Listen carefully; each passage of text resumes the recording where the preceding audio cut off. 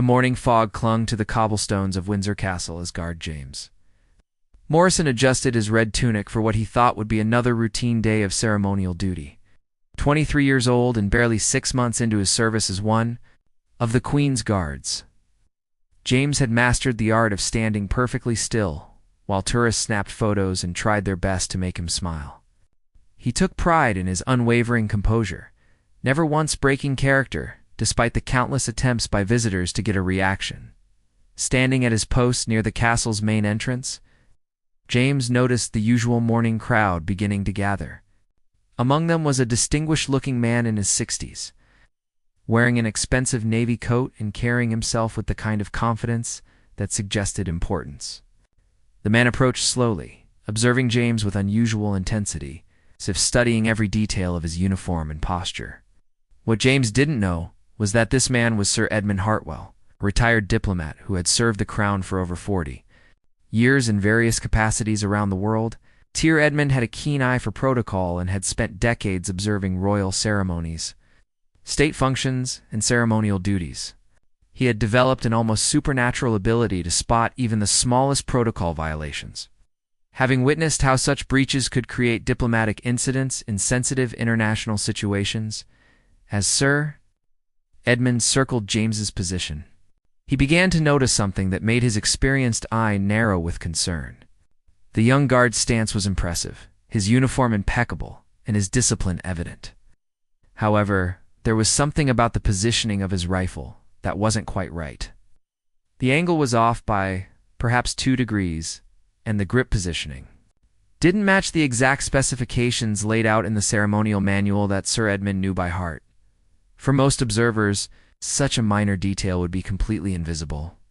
The tourists taking photos saw nothing amiss.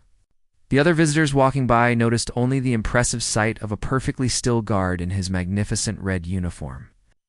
But Sir Edmund's trained eye caught the subtle variance immediately, and he knew that in the world of royal protocol, even the smallest deviations could have significant consequences. Sir Edmund had seen promising young guards dismissed from service for lesser infractions. He remembered a case from his diplomatic days where a guard's improper sword positioning during a state visit had been photographed by international media and caused embarrassment for the royal household. The young man had been quietly reassigned within days, his ceremonial career ended by a mistake so small that 99% of observers would never have noticed it, as James continued his duty, completely unaware that anything was wrong. Sir Edmund found himself facing a dilemma. The proper course of action would be to report the violation to the guard's superiors immediately. Protocol violations, no matter how minor, were taken seriously within the royal household. The chain of command existed precisely to maintain the exacting standards that preserved the dignity and precision of royal ceremonies. However, something about the young guard's demeanor gave Sir Edmund pause. There was an earnestness in James's posture, a genuine pride in his service that reminded the older man of his own early days in royal service. James stood with the kind of dedication that spoke to a deep respect for the institution he represented, and his overall bearing demonstrated the kind of character that made for exceptional royal servants. Sir Edmund began to walk closer, observing James from different angles to confirm his assessment. Yes, the rifle positioning was definitely incorrect, according to the strict ceremonial standards. But everything else about the young guard's presentation was exemplary. His boots were polished to mere perfection, his uniform pressed with military precision, and his facial expression maintained the appropriate neutral dignity required for the role. The morning crowd grew larger as tour groups began arriving for the changing of the guard ceremony. James remained perfectly still as cameras flashed around him and children pointed excitedly at his tall bearskin hat. Through it all, he maintained his composure with the kind of discipline that impressed even Sir Edmund's critical eye. As Sir Edmund continued his observation, he began to recall his own early mistakes in royal service. Everyone made errors when learning the intricate details of royal protocol. The question wasn't whether mistakes occurred, but how they were handled, and what lessons were learned from them.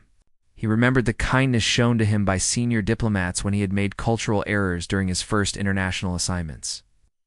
and how their guidance had shaped his successful career. The sun climbed higher, and James's duty shift continued. Without incident, tourists came and went, taking their photos and sharing their excitement about seeing a real Queen's Guard up close. Through it all, James maintained his professional bearing, unaware that his future in royal service hung in the balance. Based on the decision of one observant retired diplomat, Sir Edmund found himself at a crossroads. His duty to the crown demanded that he report the protocol violation immediately. But his experience with human nature and his appreciation for dedication and character made him consider whether there might be a better way to handle this situation. The young guard clearly had potential. Destroying a promising career over a correctable mistake seemed unnecessarily harsh. As the morning progressed, Sir Edmund made his decision about how to proceed, a choice that would change both men's lives in ways neither could have imagined. Instead of immediately reporting the violation, Sir Edmund decided to take an unprecedented approach. He positioned himself at a respectful distance from James's post and began what appeared to casual observers as simply an elderly gentleman admiring the ceremonial guard. However, Sir Edmund was actually conducting an impromptu assessment, watching for other aspects of James's performance that might indicate whether this rifle positioning error was part of a broader lack of attention to detail or simply an isolated mistake. For the next 2 hours, Sir Edmund observed James handle various situations that tested different aspects of Royal Guard protocol. When a small child approached too closely to the guard post, James executed a perfect warning movement, taking one measured step forward while maintaining his dignified bearing. When tourists asked him questions, he maintained appropriate silence, without appearing rude or dismissive. When a street performer nearby began playing music loudly, James showed no reaction whatsoever, demonstrating the kind of focus and discipline that marked truly exceptional guards. Each observation convinced Sir Edmund that he was witnessing a young man with genuine potential who had simply made one technical error in his positioning. The more he watched, the more impressed he became with James's overall performance. The guard's breathing was controlled, his posture remained perfect despite standing for hours, and his awareness of his surroundings was evident in subtle ways that only an expert observer would notice. As James's shift neared its end, Sir Edmund made his move. He approached the guard post just as the relief ceremony was beginning, timing his arrival to coincide with the moment when James would be temporarily off duty, but still within the castle grounds. The changing of the guard proceeded with its usual precision, and James was replaced by another guard who took his position with identical stillness and dignity. As James stepped away from his post and began walking toward the guardhouse for debriefing, Sir Edmund intercepted him with a polite but authoritative voice. "Excuse me, young man," he said, his tone carrying the kind of weight that made James immediately stop and turn toward him with respectful attention. James found himself facing a distinguished, older gentleman whose bearing and manner of speaking suggested significant authority. "Yes, sir," James replied, maintaining the respectful demeanor that had been drilled into him during training. He wondered if this might be a supervisor conducting random performance checks, or perhaps a visiting dignitary observing guard procedures. "I am Sir Edmund Hartwell," the older man said, extending his hand in greeting. "I served the crown in diplomatic capacity for many years, and I've been observing your performance this morning. Might I have a word with you?" The formal introduction immediately put James on high alert. He knew that impromptu conversations with senior figures usually meant either very good news or very bad news. Sir Edmund's expression was unreadable as he continued. "I noticed something during your duty shift that requires discussion. Your overall bearing and discipline are exemplary, young man. However, there is a technical aspect of your positioning that needs attention." James felt his stomach drop. Had he made a mistake? His mind raced through every moment of his shift, trying to identify what might have gone wrong. "Your rifle positioning," Sir Edmund continued, "is approximately 2 degrees off the prescribed ceremonial angle. The grip placement is also slightly forward of the regulation position. These are subtle errors that most observers would never notice, but they represent deviations from the exact standards that maintain the precision of royal ceremonies." James felt the blood drain from his face. Protocol violations, especially those noticed by senior officials, could end his career before it had really begun. He had worked so hard to earn his position as a Queen's Guard, and the thought of losing it over mistakes he wasn't even aware of making was devastating. "Sir, I wasn't aware of the error," he managed to say, his voice steady despite his internal panic. Sir Edmund studied the young man's reaction carefully, saw genuine distress but no defensiveness, immediate acknowledgement of responsibility without excuses, and the kind of professional response that indicated good character under pressure. These were exactly the qualities he had hoped to see. "The question now," Sir Edmund said, his tone becoming slightly warmer, "is how we address this situation. According to standard protocol, I should report this violation to your commanding officers immediately. Such reports typically result in additional training, formal reprimands, and in some cases, reassignment away from ceremonial duties." James stood at attention, preparing himself for whatever consequences would follow. He had known when he accepted the position that the standards would be exacting and that mistakes would have serious implications. The disappointment was crushing, but he was determined to accept responsibility with dignity.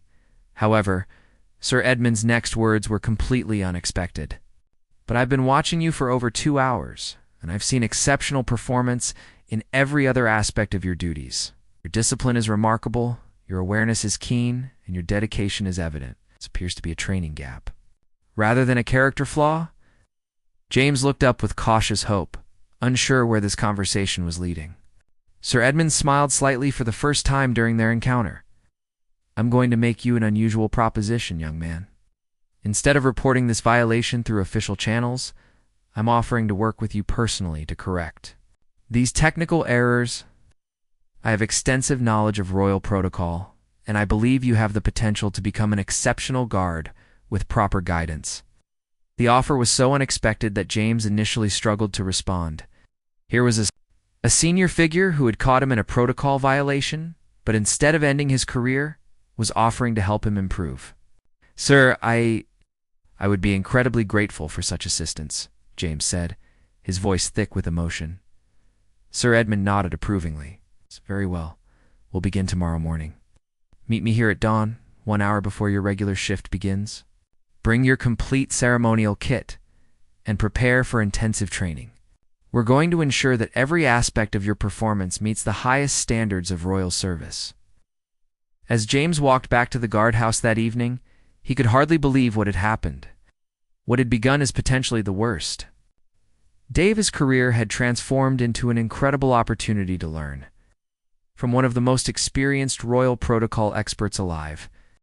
The next morning, James arrived at Windsor Castle as dawn painted the ancient stones in shades of gold and pink. He found Sir Edmund already waiting, dressed in practical clothing and carrying a leather satchel that looked like it had traveled the world many times over. The older man's punctuality and preparation impressed James, who had wondered if the previous day's encounter had been some kind of elaborate dream. "Good morning, James," Sir Edmund said warmly. "I trust you slept well. Today begins your education in the finer points of royal protocol that they don't teach in basic training." He gestured to a secluded courtyard away from the main tourist areas where they could work without interruption or observation, as they walked to the training area. Sir Edmund began sharing stories that James had never heard before. Diplomatic service. I witnessed protocol violations that nearly caused international incidents.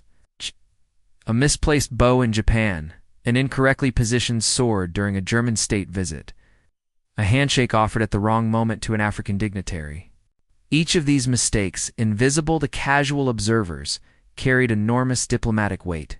James listened intently as Sir Edmund continued, "But I also saw how proper protocol, executed with precision and understanding, could bridge cultural gaps and create moments of genuine connection between nations. Protocol isn't just about rules and regulations, young man. It's about creating a framework where respect, dignity, and communication can flourish." In the secluded courtyard, Sir Edmund unpacked his satchel to reveal an assortment of items that surprised James. There were detailed diagrams of proper guard positions, historical photographs of guards from different eras, measuring tools for checking angles and distances, and even a small replica rifle for demonstration purposes. "Let's begin with the basics," Sir Edmund said, positioning James in the standard guard stance. "Your natural posture is excellent, which tells me you have good instincts. However, ceremonial positioning requires mathematical precision that must become second nature." He began making minute adjustments to James's position, explaining the reasoning behind each correction. "The rifle angle isn't arbitrary," Sir Edmund explained as he adjusted James's grip. "It's designed to present the weapon in a way that appears both ceremonial and respectful, while ensuring that the guard can transition to functional use if necessary. The positioning also creates visual symmetry that photographs well and maintains dignity in formal settings."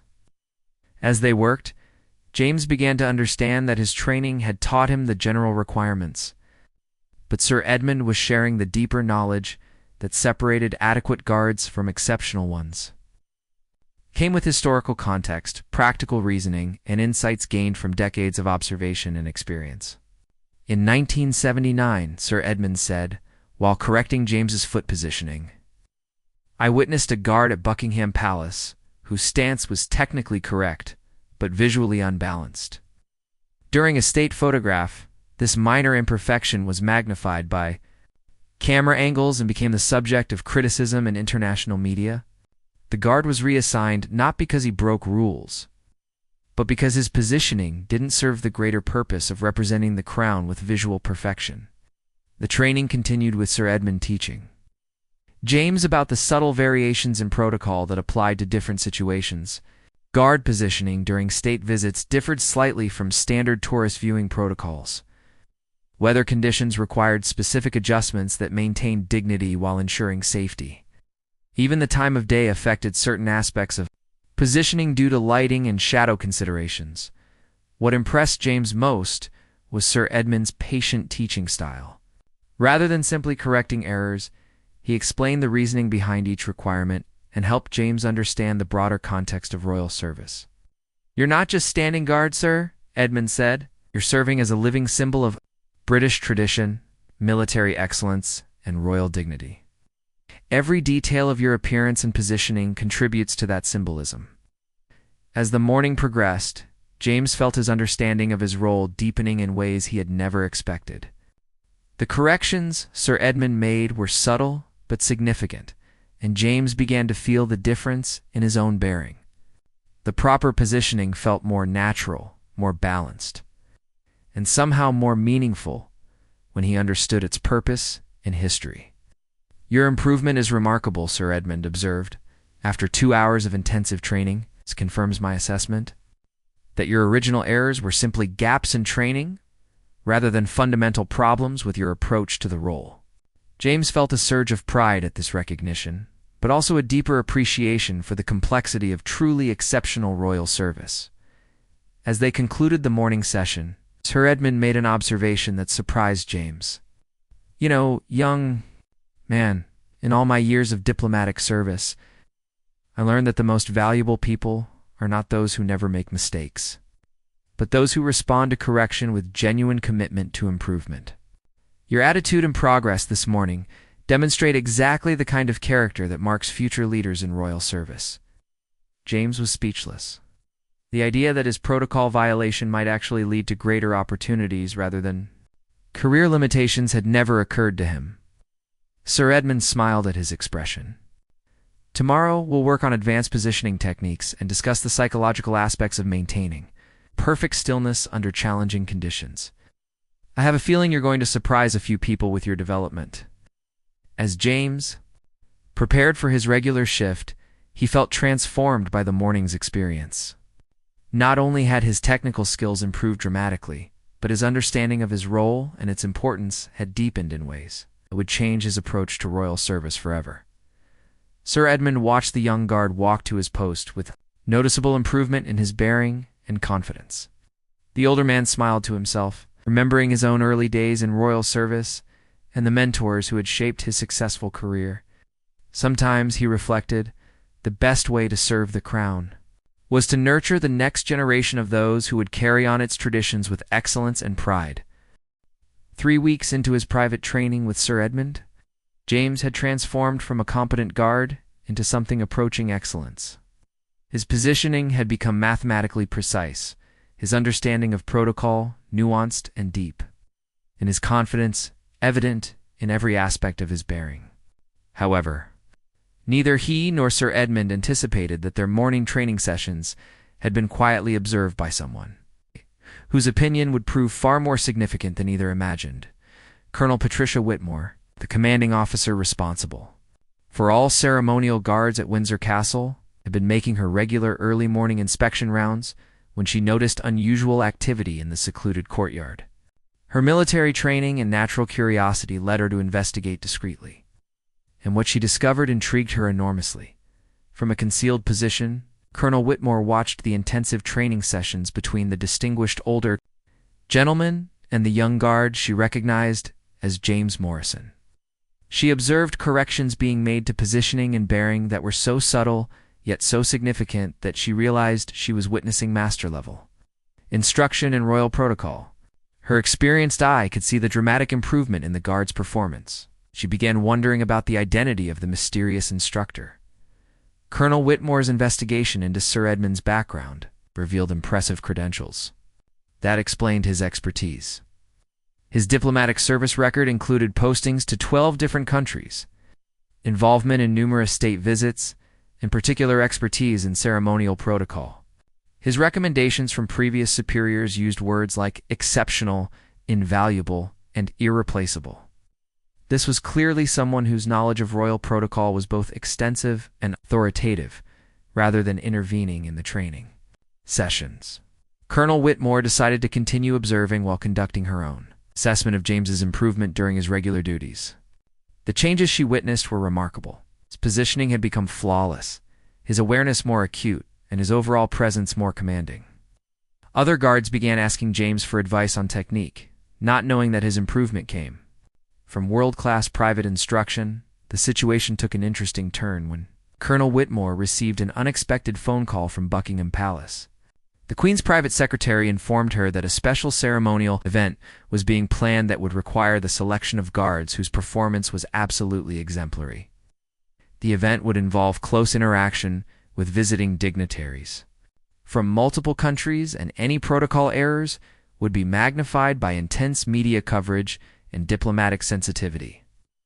We need guards whose technical precision is matched by their understanding of the deeper purposes of ceremonial protocol, the private secretary explained. This isn't just about following rules correctly. We need individuals who embody the highest standards of royal service and can adapt to unexpected situations.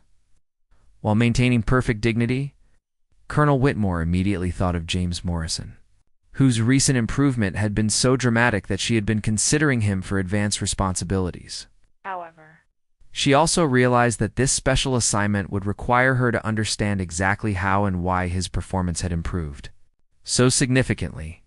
The mystery of his private instruction needed to be resolved the next morning.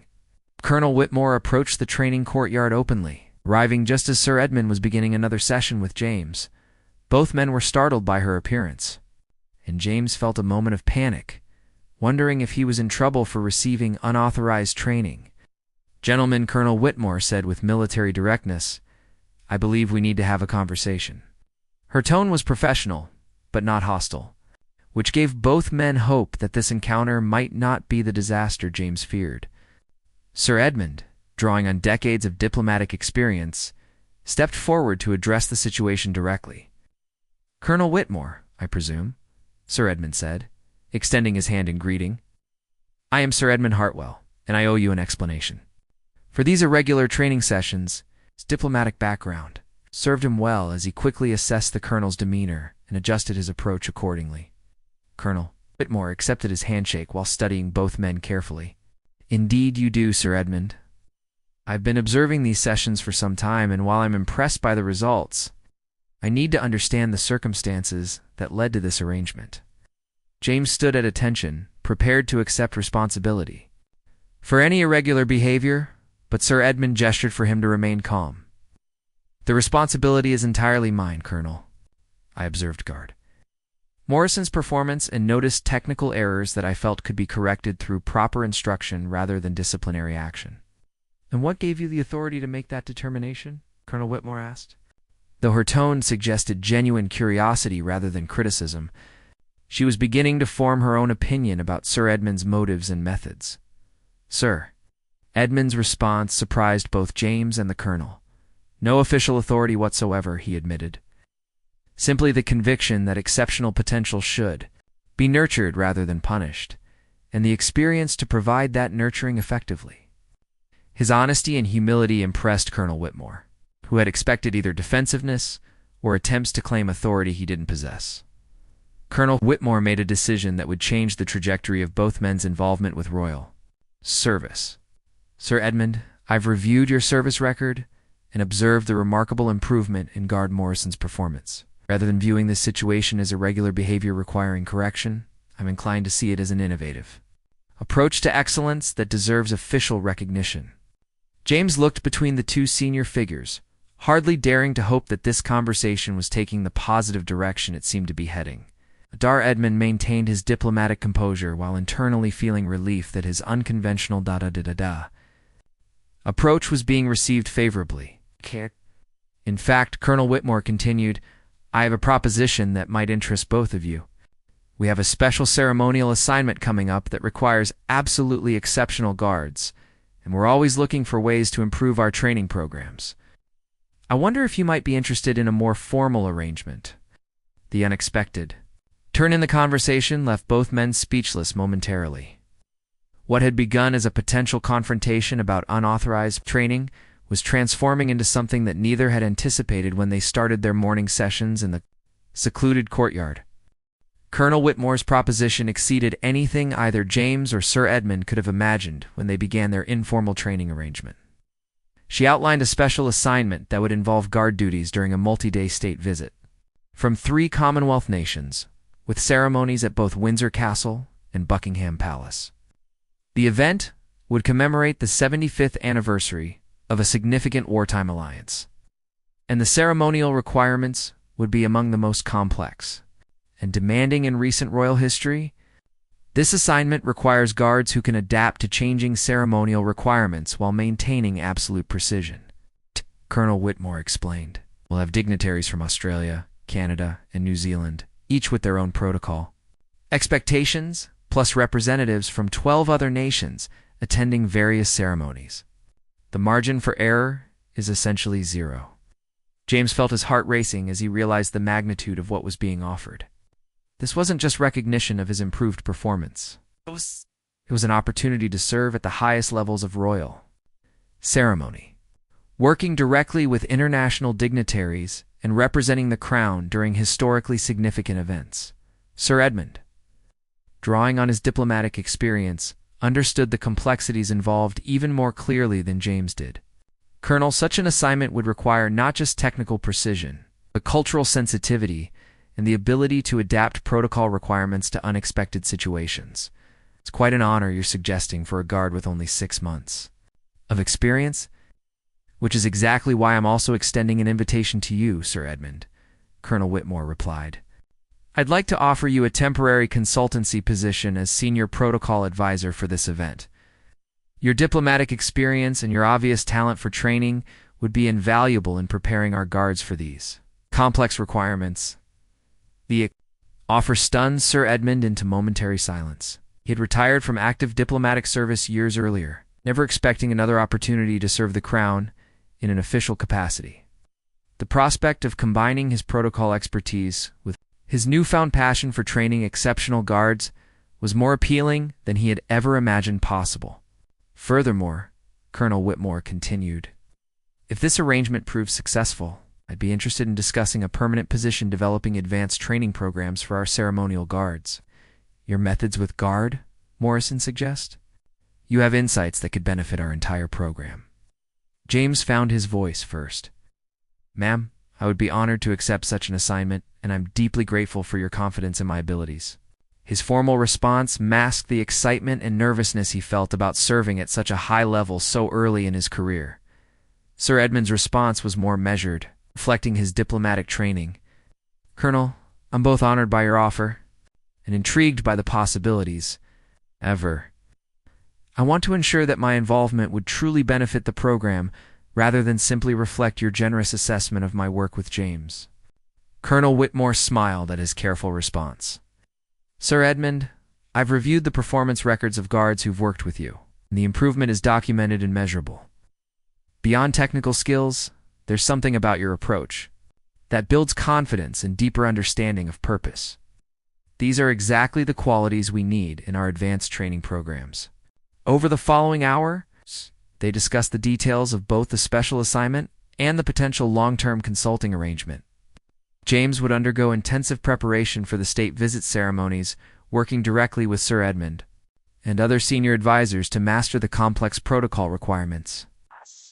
Sir Edmund would serve as senior protocol advisor, helping prepare multiple guards and coordinating with international diplomatic teams to ensure flawless execution of all ceremonial elements. The preparation timeline was ambitious. They had 6 weeks to bring James and 5 other selected guards to the level of precision required for the state visit. Sir Edmund would design and implement an accelerated training program that incorporated not just technical requirements, but cultural awareness, diplomatic sensitivity, and crisis management skills.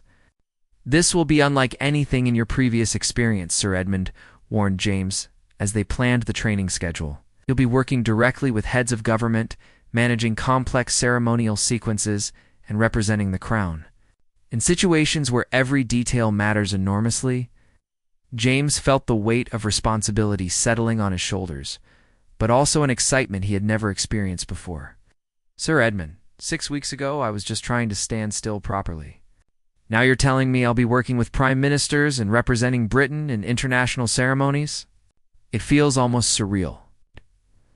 Sir Edmund placed a hand on the young man's shoulder. "James, 6 weeks ago you had the discipline and character necessary for exceptional service. You just needed proper guidance to unlock your potential. This assignment isn't about luck or favoritism. It's recognition of abilities you've demonstrated through hard work and commitment to excellence." Colonel Whitmore observed their interaction with satisfaction. Her instinct about both men had been correct. James possessed the rare combination of natural ability and willingness to learn that marked future leaders in royal service. Sir Edmund's expertise in teaching ability could revolutionize their approach to training ceremonial guards. As they concluded their meeting, Colonel Whitmore made one final observation that surprised both men. "You know, this entire situation began with a protocol violation that could have ended a career. Instead, it's become an opportunity that may transform how we approach excellence in royal service. Sometimes the most important lessons come from unexpected sources." James reflected on the truth of her words as he prepared for the intensive training that would define his future. What had begun as his worst fear, being caught in a mistake, had transformed into the opportunity of a lifetime through the wisdom and generosity of a retired diplomat who chose mentorship over punishment. Sir Edmund felt renewed purpose as he contemplated returning to active service in a new capacity. His decades of experience would now serve to develop the next generation of guards, who would uphold royal traditions with the same excellence and dedication he had brought to diplomatic service. The transformation of a simple protocol violation into a career-defining opportunity demonstrated the power of seeing potential rather than just problems. In choosing development over discipline, when character and commitment are evident. 6 weeks of intensive preparation had transformed not only James, but the entire approach to ceremonial training at Windsor Castle. Under Sir Edmund's guidance, James and 5 other selected guards had undergone the most comprehensive protocol education in the program's history. They learned not just what to do, but why each action mattered, how cultural differences affected ceremonial requirements, and how to adapt to unexpected situations while maintaining royal dignity. The morning of the state visit dawned crisp and clear, with autumn sunlight casting golden highlights on the ancient stones of Windsor Castle. James stood at his assigned position, wearing his full ceremonial uniform with a confidence and precision that would have been impossible just weeks earlier. Every detail of his appearance reflected months of meticulous preparation, from the mathematical precision of his rifle positioning to the perfect alignment of his ceremonial decorations. Sir Edmund wearing the formal attire of his new role as senior protocol advisor, conducted final inspections of the ceremonial arrangements. His diplomatic experience proved invaluable as he coordinated with representatives from multiple nations to ensure that every cultural sensitivity was respected while maintaining British ceremonial traditions. The complexity of managing 3 different Commonwealth Protocol requirements, alongside representatives from 12 other nations, would have challenged even the most experienced diplomatic teams. As the first official cars arrived carrying the Australian delegation, James felt the weight of representing his country in this historic ceremony. The Prime Minister of Australia emerged from the lead vehicle, and James watched as the precisely choreographed greeting ceremony unfolded exactly as they had practiced dozens of times. Every bow was perfectly angled, every movement timed to the second, every gesture calculated to convey appropriate respect and dignity. The Canadian delegation followed, bringing their own protocol requirements and cultural expectations. James observed how Sir Edmund's training allowed the ceremonial team to adapt seamlessly to the subtle differences in greeting styles, gift presentations, and formal interactions. The months of cultural education proved their value as each delegation felt properly honored according to their own traditions while participating in British royal ceremony. When the New Zealand representatives arrived, James found himself directly involved in the greeting ceremony for the first time. As the Prime Minister approached his position, James executed the precise ceremonial acknowledgement they had practiced, maintaining perfect stillness while allowing his positioning and bearing to communicate respect and welcome. The moment lasted only seconds, but James felt the profound significance of representing centuries of tradition and military excellence. Throughout the day's ceremonies, James witnessed the practical application of everything Sir Edmund had taught him about the deeper purposes of royal protocol. The seemingly rigid rules actually created a framework that allowed people from different cultures and backgrounds to interact with confidence and mutual respect. The precision of ceremonial requirements eliminated uncertainty and anxiety, allowing everyone to focus on the human connections and diplomatic relationships being celebrated. During the formal state banquet that evening, James and his fellow guards provided ceremonial security while observing the diplomatic interactions their training had prepared them to understand. They watched heads of government navigate complex cultural exchanges with the confidence that proper protocol provided, and they saw how their own precise performance contributed to an atmosphere of dignity and mutual respect. The most remarkable moment came when the Queen herself paused during the banquet to acknowledge the exceptional performance of the ceremonial guards. In a departure from standard protocol, she specifically mentioned the innovative training program that had prepared them for this complex assignment. James felt overwhelming pride as he realized that his original protocol violation had ultimately contributed to improvements that benefited the entire royal household. Sir Edmund, observing from his advisory position, felt deep satisfaction as he watched the successful execution of ceremonies he had helped design and prepare. The guards performed with a level of excellence that exceeded even his high expectations, and the positive feedback from international delegates confirmed that the new training approaches had achieved their objectives. After the formal ceremonies concluded, Colonel Whitmore approached both James and Sir Edmund with news that would define their future roles in royal service. The success of this event has been noted at the highest levels, she informed them. Sir Edmund, you're being offered a permanent position as Director of Advanced Ceremonial Training, with authority to redesign our entire approach to guard preparation. James listened with amazement as Colonel Whitmore continued. And James, your performance has marked you for accelerated advancement. You're being recommended for the Royal Protection Command, with assignment to personal security duties for senior royals. It's a role typically reserved for guards with years more experience, but your demonstrated excellence and advanced training have earned you this opportunity. The transformation was complete. What had begun as a career-threatening protocol, violation had evolved into opportunities that neither man could have imagined possible. James would continue serving the crown at the highest levels. while Sir Edmund would shape the next generation of guards who would maintain royal traditions with the same excellence they had achieved. Years later, Sir Edmund established training programs that became models for ceremonial guards worldwide. He would often reflect on the morning when he chose mentorship over punishment. That decision to see potential rather than just